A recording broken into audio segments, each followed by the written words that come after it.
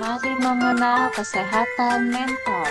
Influenza, migrain, diare, dan tipes. Pasti kalian mengenal penyakit umum ini.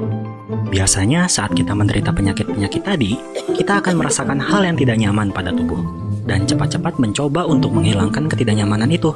Salah satunya dengan mengkonsumsi obat-obatan atau melakukan konsultasi ke dokter. Tindakan ini umumnya dilakukan seseorang ketika mengalami keluhan pada fisiknya. Namun menjadi berbeda ketika kita berbicara mengenai orang yang mengalami keluhan pada kondisi mentalnya.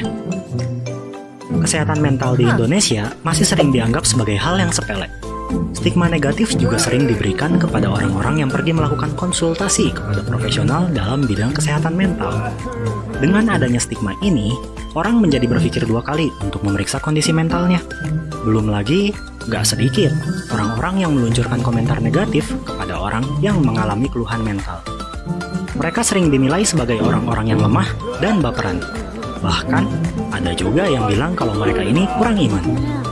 Tentu kondisi ini bukan membuat orang yang mengalami keluhan pada kondisi mentalnya semakin membaik. Hal ini malah semakin memperburuk kondisi mereka.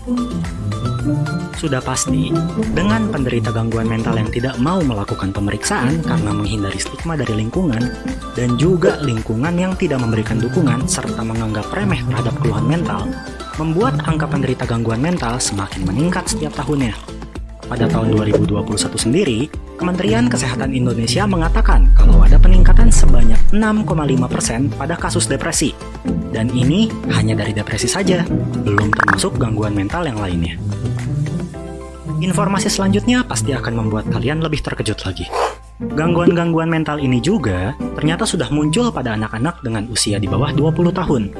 Berdasarkan data dari UNICEF, jumlah penderita gangguan mental di usia 10 hingga 14 tahun berada di angka 44.647.000. Dan pada anak di usia 15 sampai 19 tahun sebanyak 44.563.000.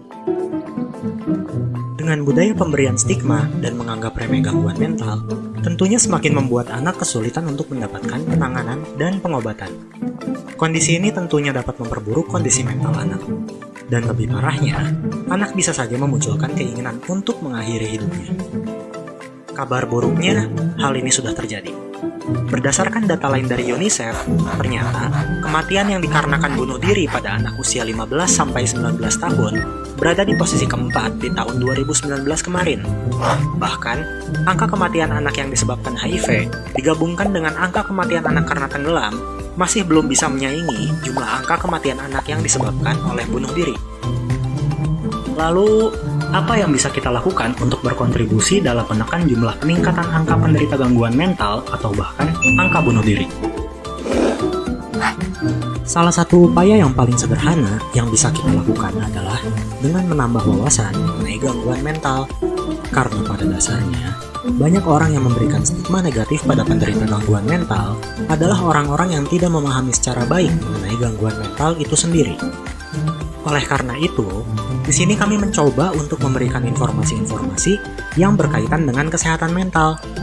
Namun perlu teman-teman perhatikan, informasi yang kami berikan adalah informasi yang masih sangat sederhana.